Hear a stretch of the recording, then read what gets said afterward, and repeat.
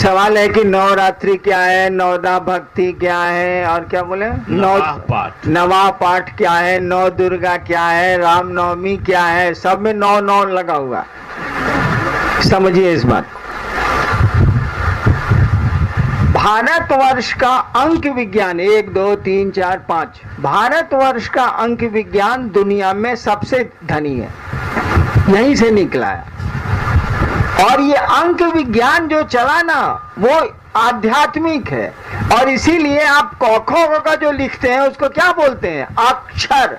अक्षर का मानी परमात्मा, अक्षर का मानी जिसका क्षरण नहीं होता है, जो खत्म ही नहीं होता है। इसीलिए ईश्वर को अक्षर बोला जाता है, जो खत्म ही नहीं होता है, जो हमेशा एक जैसा रहता है। जो शिव है वही अक्षर है। अक्षर को आप बोलते हैं ना, अक्षर है ये। अक्षर का मानी भगवान है, ये ईश्वर है, ये खत्म नहीं होगा। ईश्वर के नाम पर इन चीजों को रखा गया है, अंक विज्ञान को भी रखा गया है, अक्षर को भी रखा गया। तो कहा गया कि जीरो से इसीलिए भारतवर्ष ने नहीं शुरू किया, शून्य से नहीं शुरू किया। कहा कि नहीं, एक से शुरू करो, 1। जीरो से भी शुरू किया जा सकता था, 0 1 2 3 4 0 1 2 3 4 शुरू किया जा सकता था, कोई दिक्कत नहीं है। नहीं किया जीरो से।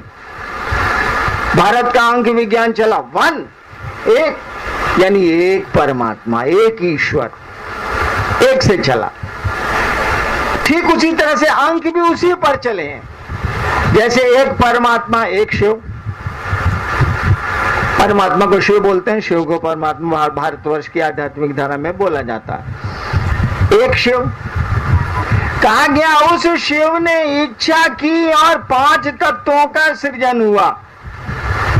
आकाश, हवा, आग, पानी, मिट्टी, 5 तत्वों का सृजन हुआ। क्षितिजल, पावक, समीर, गगन। नीचे से ऊपर गया तो क्षितिजल, पावक, समीर, गगन। उलट दिया, गगन समीरा, वो तुलसीदास ने उल्टा लिखा है, वो समीर गगन। तो 5 तत्व हुए। उस ईश्वर ने इच्छा की तो सर्वप्रथम माना गया कि 5 तत्व बने। उसके पहले माना गया क्या, उस ईश्वर ने उस शून्य में इच्छा की।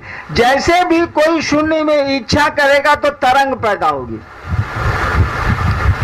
आज मशीनें बनी हैं जिससे आपके दिमाग की तरंगों को नापा जाता है। कोई पागल होगा तो तुरंत उसका पहले इसका ई टेस्ट होगा कि इसकी थिंकिंग, इसकी सोच कहाँ तक जा रही है, खराब है, ठीक है, सही है, क्या है। वो क्या तो बोलते हैं, ईसीजी की ईसी क्या तो बोलते हैं उसको, इसका जो स्कैनिंग होता है, सीटी स्कैन, ब्रेन का सीटी स्कैन तो पूरे बॉडी का भी होता है। तो ईईजी, हाँ ठीक बोले, आईएएस में हम लोग को पूछा जा रहा था ईईजी क्या है।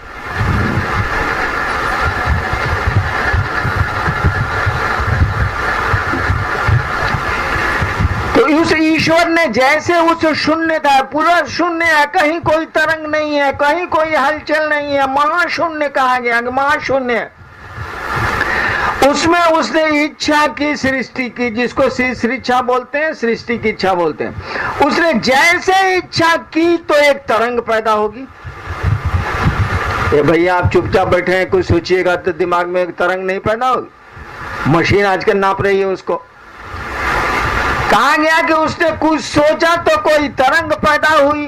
क्या सोचा, सृष्टि के बनाने को सोचा, और यह भी सोचा कि बनेगी तो रहेगी फिर टूटेगी, कोई चीज बनेगी तो कुछ दिन रहेगी फिर टूटेगी।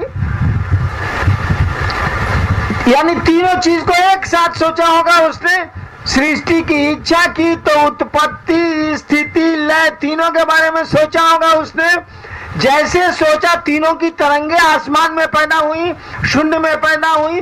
जैसे तरंगे पैदा होंगी तो कोई आवाज होगी ही होगी, भले कान नहीं सुने।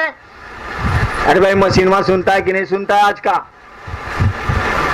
तो भाई आप सोचते हैं मशीनवा साउंडे न सुनता है, और कौन चीज सुनता है? हार्ट बीट का मशीन साउंडे न सुनता है। आपकी थिंकिंग का जो वेव्स बनता है, साउंडे वेव्स न वो पकड़ता है, इलेक्ट्रिक वेव साउंड वेव पकड़ता है वो। कहा गया उसने सोचा, सृष्टि की इच्छा की। सृष्टि की इच्छा में दो इच्छा और थी, रहने की और टूटने की। सामान्य बात है, कोई चीज बनेगी तो रहेगी और टूटेगी। जैसे उसने सृष्टि की इच्छा की तो शून्य में कुछ हलचल हुई, कोई तरंग बनी, और जब कोई तरंग बना, कोई वेव्स बना, तो एक साउंड हुआ। कहा कि साउंड कैसा था भाई, ये आवाज कैसी थी भाई? तो कहा कि ये आवाज थी ओम जैसी। कहा गया ये ओम में क्या क्या था? ओम में सृष्टि की इच्छा थी, उत्पत्ति का कारण था। ऊ में सृष्टि की स्थिति का कारण था, और म में सृष्टि के संहार का कारण था। अ उ म ओम के 3 अक्षर हैं। कहा कि अ जो था, वो जो साउंड निकला ओम, उसमें अ जो था सृष्टि की इच्छा का कारण था, उ जो था सृष्टि की स्थिति का कारण था, और म जो था वह सृष्टि के संहार का कारण था। हो गया ओम। और जैसे ये ध्वनि निकली तो 5 तत्वों का निर्माण हुआ। 5 तत्वों का जब निर्माण हुआ तो उसकी मना स्थिति में 3 गुण आए, 3 बंधनों से उसको बांधा। सत रज तम, बढ़िया बात सोचा। फिर सोचा कि उससे थोड़ा गड़बड़ भी हो सकता है, चीजें गड़बड़ भी हो सकती हैं, और सोचा कि बहुत चीजें बहुत ज्यादा गड़बड़ हो सकती हैं। तो सत आया, सतोगुणी शक्ति। रज आया, रजोगुणी शक्ति। तम आया, तमोगुणी शक्ति। 3 गुणात्मक प्रकृति को कहा जाता है। 3 गुणात्मक है ये, 3 गुणात्मक प्रकृति है। 3 गुण माने संस्कृत में बंधन, जिसे बांधा जाता है। तो 5 तत्वों को 3 गुणों से बांधा। अब पूरी की पूरी सृष्टि इसी के भीतर न है भैया, इसके बाहरों है। 5 तत्व, 3 गुण और 1 परमात्मा, इसके बाहर तो सृष्टि का कुछ नहीं हो सकता है, कुछ भी नहीं हो सकता है। कहा गया कि ये जो 9 हुआ ना बाबू, यही पूर्ण अंक है। 9 के बाद जितने अंक होंगे टोटल में फिर 9 आ जाएंगे। 9 का मानी हुआ 1 परमात्मा, 5 तत्व, 3 गुण, 5 3 8 1 9। 9 सृष्टि के, 9 के बाहर सृष्टि नहीं मानी गई भारतवर्ष में। कहा कि 9 अंक जो है पूरी सृष्टि इसी के भीतर है, इसके बाहर सृष्टि हो ही नहीं सकती है। सृष्टि का होना, सृष्टि का रहना, सृष्टि का टूटना, सब इसी के भीतर है। 9। और ये जो 5 तत्व निर्मित हुए, उसने जो सोचा और 5 तत्व निर्मित हुए, 5 तत्वों को बांधने के लिए 3 गुणों का की जो उत्पत्ति हुई, इसमें कितनी ताकत थी भाई जी, बड़ी शक्ति थी। तबे ना पूरी की पूरी सृष्टि बन गई, उत्पन्न हो गई, रह रही है, टूट भी रही है, पल प्रतिपल ये काम चल भी रहा है। कहा कि बड़ी शक्ति है उसकी इच्छा में, उसने सोचा और ये सब कुछ हो रहा है। कहा उसकी सोच, उसकी इच्छा ही न शक्ति। पूरी की पूरी सृष्टि बनाए उसने मात्र सोच के। कहा कि जो बना ना बाबू, इसमें पावर था कि नहीं था? कहा कि यही न शक्ति है उसकी, शिव की इच्छा ही शक्ति है।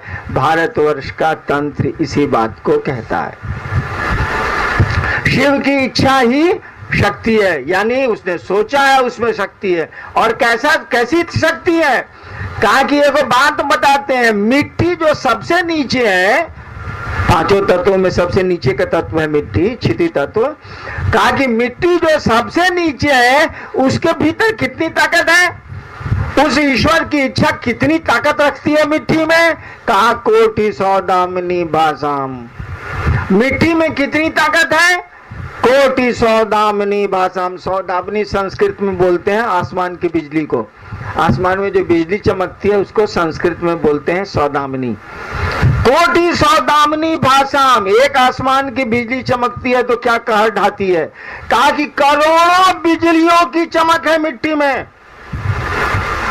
कोटि खाली मिट्टी में है, उसके ऊपर है आग, उसके ऊपर है पानी, उसके ऊपर है हवा, उसके ऊपर है आकाश, उसके ऊपर बहुत कुछ है अभी भी।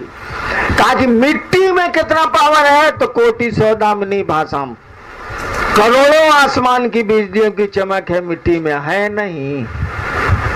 साला पत्थर से एटम बम बना दे रहा है, नहीं बुझा रहा है। एक वैज्ञानिक है ना आपके देश में, वैज्ञानिक है ना आपके देश में, जो पत्थर से यूरेनियम से निकाल के एटॉमिक एनर्जी बनाते हैं कि नहीं, एटम बम बनाते हैं कि नहीं।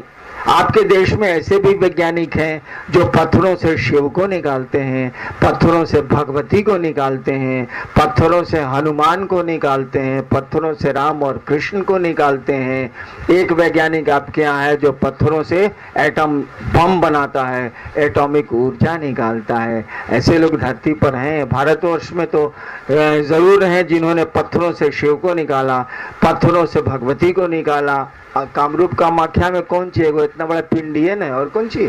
देवघर में कौन चाहिए, बड़ा पत्थर का टुकड़ा, और कौन चाहिए। देखिए उन पत्थरों से किसी ने शिव को बाहर किया है, शिव के भास को बाहर किया है, शिव के एहसास को बाहर किया है। वो वैज्ञानिक चला गया, हम लोग लाभ ले रहे हैं।